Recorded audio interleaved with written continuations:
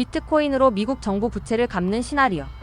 비트코인을 비롯한 코인 전성 시기가 도래하고 있습니다.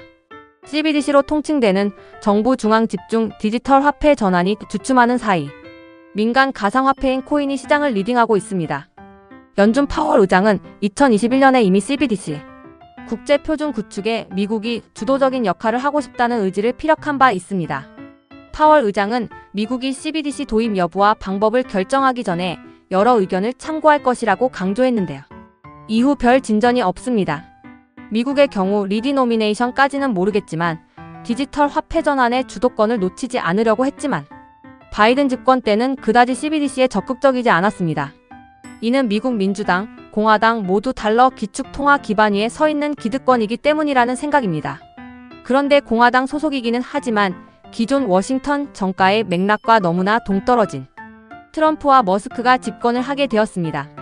일단 트럼프는 미국 정부의 천문학적인 부채를 갚기 위해 비트코인을 미국 전략 자산으로 간주하겠다는 의지를 분명히 했습니다.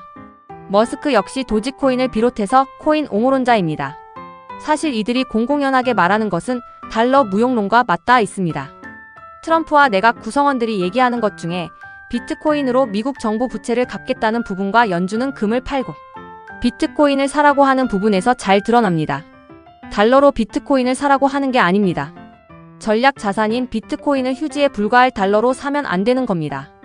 그런데 웃기는 것은 트럼프가 하려는 비트코인 가격을 올려 부채를 갚는다는 발상 자체가 폰지 사기와 유사하다는 것입니다. 폰지 사기의 특징. 폰지 사기는 신규 투자자의 돈을 사용하여 기존 투자자에게 이자나 배당금을 지급하는 방식의 다단계 금융 사기입니다. 이 사기 방식은 1920년대 찰스 폰지 찰스 판지가 벌인 사기 행각에서 유래되었습니다. 신규 투자자 모집 폰지 사기는 주로 높은 수익을 약속하며 신규 투자자를 모집합니다. 그러나 실제로는 이러한 수익을 발생시킬 사업이 존재하지 않습니다. 기존 투자자에게 배당금 지급, 신규 투자자에게서 받은 자금을 기존 투자자에게 이자나 배당금으로 지급합니다. 이는 마치 실제 수익이 발생한 것처럼 보이게 합니다. 지속 불가능성 시간이 지남에 따라 신규 투자자의 유입이 줄어들면 더 이상 기존 투자자에게 배당금을 지급할 수 없게 되어 사기 행각이 드러나게 됩니다. 범죄의 발각. 결국 이러한 방식은 지속될 수 없으며 어느 시점에서는 설계자가 투자금을 들고 도주하거나 범죄가 발각됩니다. 찰스 폰지는 국제우편 쿠폰을 통해 고수익을 내겠다고 주장하며 많은 사람들을 속였고 이는 미국 역사상 최대의 금융사기로 기록되었습니다. 이 사건 이후로 이러한 방식의 사기를 폰지 사기라고 부르게 되었습니다.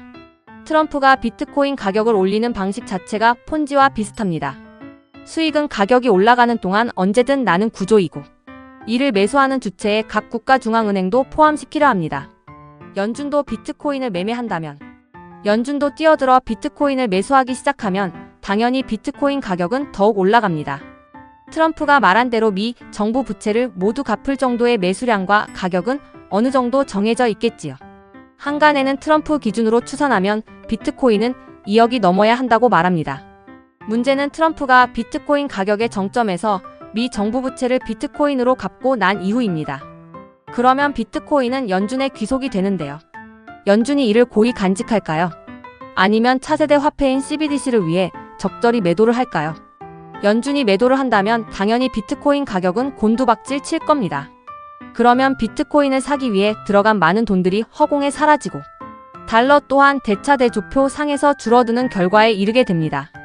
의도적이든 아니든 달러 가치는 다시 재고됩니다. 절대 가치로 측정할 수 없고 상대 가치로만 측정할 수밖에 없는 신용화폐 기반 경제 시스템은 항상 이런 결과에 봉착할 수밖에 없습니다. 밸런스가 생명인 것입니다. 아니면 폰지 사기처럼 누군가에게 비참한 결과를 떠넘겨야 합니다. 글로벌 원탑 머스크. 저는 일론 머스크를 5.1달러 중 5일을 대체할 무엇을 만드는 인간지표로 보고 있었습니다. 그런데 지금은 5일을 대체할 무엇인 전기차, 우주개발뿐 아니라 달러를 대체할 무엇도 만들고 있는 인간지표로 바뀌었습니다. 머스크를 보면 인간의 한계를 가늠하기 힘든 상상 그 이상을 항상 보여주고 있습니다. 저크버그가 5.1달러 기축통화 기득권의 만신창이가 되어 리브라디엠 가상화폐 프로젝트에서 손을 뗀 것과 정확하게 대비됩니다. 머스크와 저크버그는 한때 현피현실에서 1대1 결투를 뜨니 많이 하면서 상당한 이슈를 일으키기도 했습니다. 그런데 지금 현재는 명백한 머스크의 승리입니다. 트위터를 인수해서 X로 바꿀 때만 해도 트위터의 브랜드를 버리는 어리석음이 교만함에서 비롯된 줄 알았습니다. 그와 더불어 한때 테슬라 주가도 엄청 빠졌었습니다. 저와 같은 범인들은 이젠 머스크도 약발이 다 되었나 보다 생각하며 손절하기 바빴습니다. 하지만 그 순간에도 머스크는 차근차근 자신의 프로젝트를 계획대로 진행하고 있었습니다. 실로 놀라운 정신력이 아닐 수 없습니다. 트럼프와 머스크가 이런 정신력으로 비트코인을 위시한 민간 가상화폐의 사용을 밀어붙인다면 조만간 각 국가들은 CBDC를 적극 수용할 것입니다. 이에 따라 글로벌 스탠다드가 디지털 화폐 전환이 되고 한국 역시 디지털 화폐 전환을 해야 한다는 여론 형성과 함께 리디노미네이션, 즉 화폐 개혁을 동시에 실시할 확률이 높아집니다. 지금부터 중요한 것은 트럼프와 머스크가 하려는 작업들이 달러 이후 새로운 통화를 위한 빌드업인지 달러 가치 제고의 또 다른 이름인지를 판단하는 것입니다. 이를 추론하기 위한 또 하나의 중요한 점이 등장합니다. 탈달러 관세 100% 부과 의미. 러시아는 러우 전쟁을 통해 SWIFT 달러 기반 결제 시스템이 얼마나 큰 족쇄인지 잘 알았습니다. 바로 SWIFT 대신 암호화폐 기반 국제 결제 시스템을 만들자고 천명했습니다. 브릭스 국가에서만 사용하더라도 상당한 위협이 됩니다. 현재 각 국가 중앙은행들이 외환 보유액에서 달러 비중을 낮추고 있기도 합니다. 2000년 70%를 넘긴 각국 중앙은행 외환 보유액의 달러 비중은 지난해 58%까지 떨어진 바 있습니다. 중국은 러시아의 주장에 호응하고 나아가서 중국은 위안화의 세계화 즉 오일 위안화를 꿈꾸고 있습니다. 이러면 중국의 아킬레스건인 외환도 상당 부분 완화됩니다. 이런 글로벌 상황에서 의외로 트럼프는 상황의 핵심을 찌르는 재주가 있습니다. 바로 달러를 쓰지 않는 특히 브릭스 국가들에게는 관세를 100% 물리겠다고 때려버립니다. 이런 걸 보면 트럼프 역시 달러 기축 통화 체계를 옹호한다는 것을 잘 보여줍니다. 이런 행보는 트럼프의 달러 기축 체계를 유지하기 위한 발걸음이고 비트코인을 통해 미 정부 부채를 줄이고 종래에는 달러 기축 통화 체계를 강화하기 위해 비트코인을 쓰고 버릴 것이라는 추론의 근거라는 생각입니다. 트럼프는 2024년 12월 1일 BRICS의 탈달러에 대한 경고를 날립니다. 미국 달러를 대체할 새로운 통화를 만들지 않겠다는 약속을 요구할 방침이라며 만약 불응 시 100% 관세를 부과하겠다는 위협을 거듭 강조했습니다.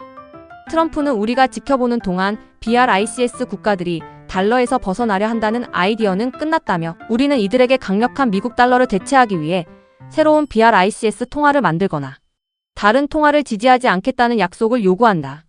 그렇지 않으면 100% 관세에 직면하고 훌륭한 미국 경제에 대한 판매를 중단해야 할 것이라고 강하게 경고했습니다. 이와 더불어 트럼프와 그의 경제 고문들은 달러가 아닌 다른 통화로 양자간 무역 결제를 시도하려는 국가들에 대한 보복 조치를 논의해왔는데 수출 통제, 환율 조작국 지정, 관세 등 여러 옵션을 검토한 것으로 알려졌습니다. 중국의 대응 시나리오. 반복해서 언급하지만 미중 무역 갈등은 환율 화폐 갈등이고 이는 5.1달러 기축 통화 체계에 대한 반기를 의미하는 것입니다. 중국은 미국과의 무역 갈등을 위안화 절하위 안화 약세, 환율 상승로 완화하려 할 텐데 이러면 미국은 바로 환율 조작국 지정을 해버릴 것입니다. 이러면 외환 보유고를 쓰지 않을 수 없습니다. 미국채를 내다 팔면서 미국에게 압박을 가할 수 있습니다.